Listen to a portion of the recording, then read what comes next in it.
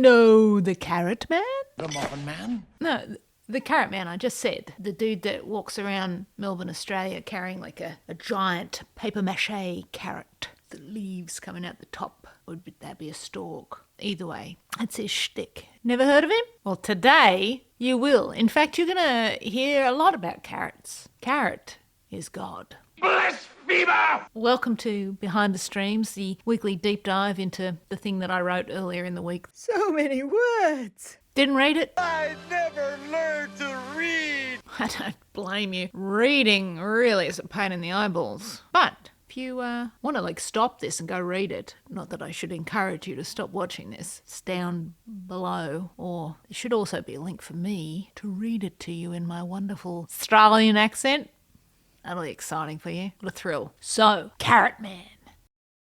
You should know about Carrot Man because he is doing important work, bolstering the spirits of people in the community. He's making people happy, and that should be celebrated.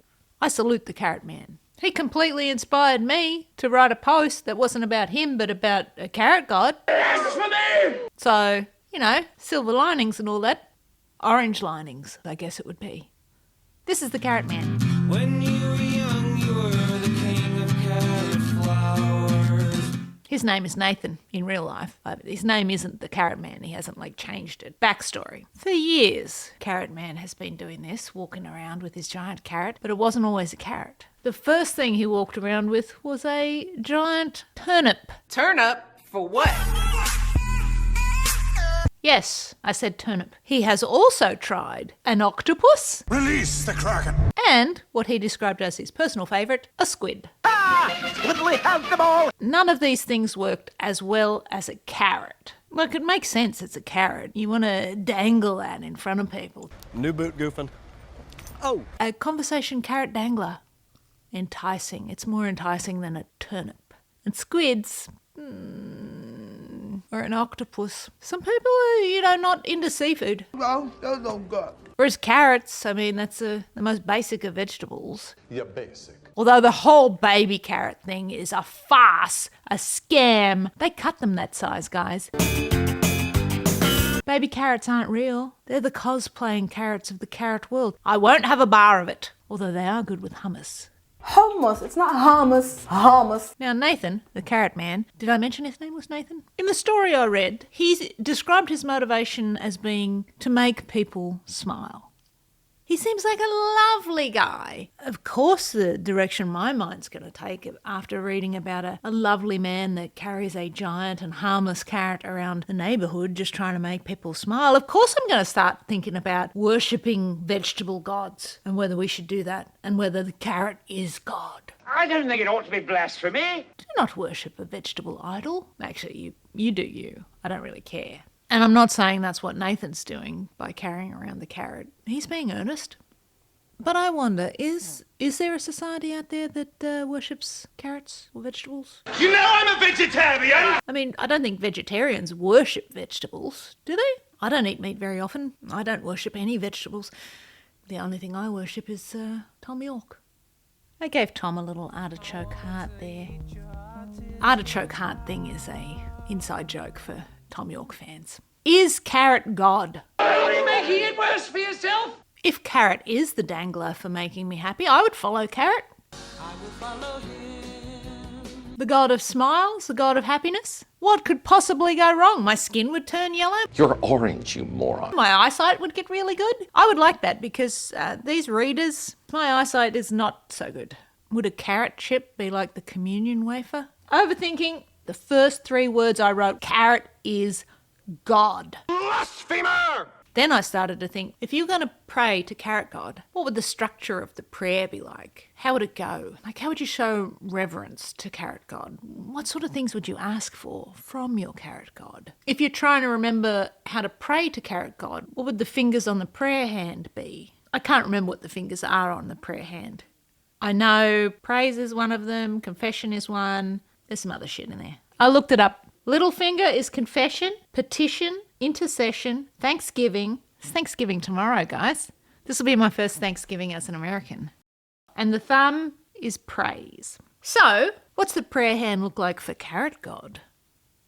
that's where I started. You've got carrot is God. How can I structure this written piece so that each finger is essentially like a section of the prayer? I started where anybody would start. Idioms for carrots. Or just things people say about carrots. You would no doubt know the first one, which is, as I sort of mentioned before, dangling the carrot as a way of like enticing someone to do something. I didn't go for carrot or stick because that sounds violent. You want the enticing, but you don't want the beating. There are no sticks with which to beat you in the kingdom of the carrot god. So to dangle the carrot, if it's a finger on the prayer hand, it's the finger of motivation, right? If you follow the carrot god, then maybe certain things would come to you.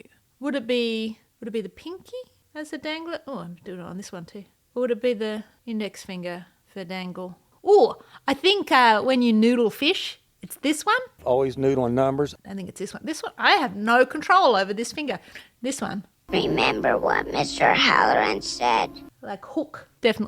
That's definitely a dangle. I do not wear the regulation uniform. So on the prayer hand, index finger, motivation. I pray to be motivated to move forward, to create, to keep going, to follow instinct, to be put on the path, carrot god. That's essentially what it is. Prayer hand, finger number 2. Pick a finger in a second. The idiom, Jenny and me was like peas and carrots. in my mind, this was about balance, harmony, of being at one with the world and your carrot god and everybody in the carrot kingdom. So that finger on the prayer hand would be harmony, and that finger would be little finger harmony. Prayer hand. This is how the prayer hand's looking so far. Pretty dope. Now the third finger, this isn't an idiom. This is like people saying that if you eat a lot of carrots, you get good vision, which is true to a degree. It won't cure blindness, but carrots have got beta carotene in them, which converts to vitamin A in the body. She said confidently, but not entirely sure about that. I really should have read up on it a bit more, but I think that's right. Shut up and get to the point! Point is that it keeps your eyes healthy. So at this point in the prayer, you're essentially asking for the wisdom to see things clearly, to see through people's bullshit, to not be taken for a fool You fool! by lies and misinformation. The ability to see, grant me vision, essentially. This is the finger of faith.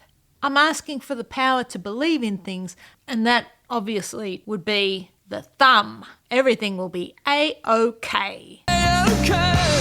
If you have faith to know the difference between a lie and a truth, between a real person and a fraud. Legit, it's real. They ain't trying to do nothing to nobody. Thank you, carrot god. So we've got 2 fingers left and only one section in the prayer. Bit of a snag. I'm treating this one like a volleyball injury where you tape the 2 fingers together. So the prayer hand is essentially taped fingers. This last part of the prayer to the carrot god was about misinterpretations of what carrot is. And the play is on the word carrot. Could you spell the word, please? C-A-R-A-T versus C-A-R-R-O-T. Could I have the definition, please? I'm talking carrot in relation to the weight of a gemstone, a diamond, for example. So this tied together volleyball injury finger configuration on the carrot god prayer hand is about value and worth, self-worth. To know that carrot currency is not to weigh yourself against the value of others, but the value of yourself. Grant me the wisdom to do that, carrot god. Volleyball injury. I end the whole piece by saying that to value yourself is to recognise that carrot is not God. It's that you are a gem and that God is greatable. See what I did there?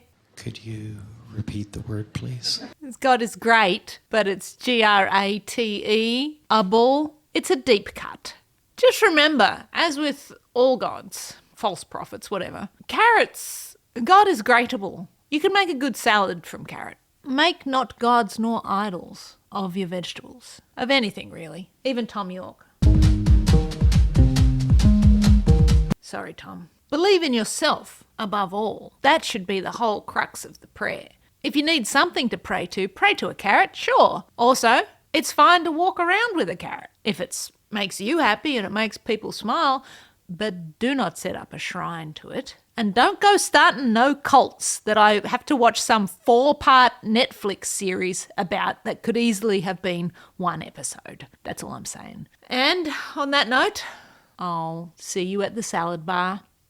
Don't forget to like, subscribe, hit the bell for notifications. If you want to hear me read this post, The Prayer to the Carrot God, it should be right here.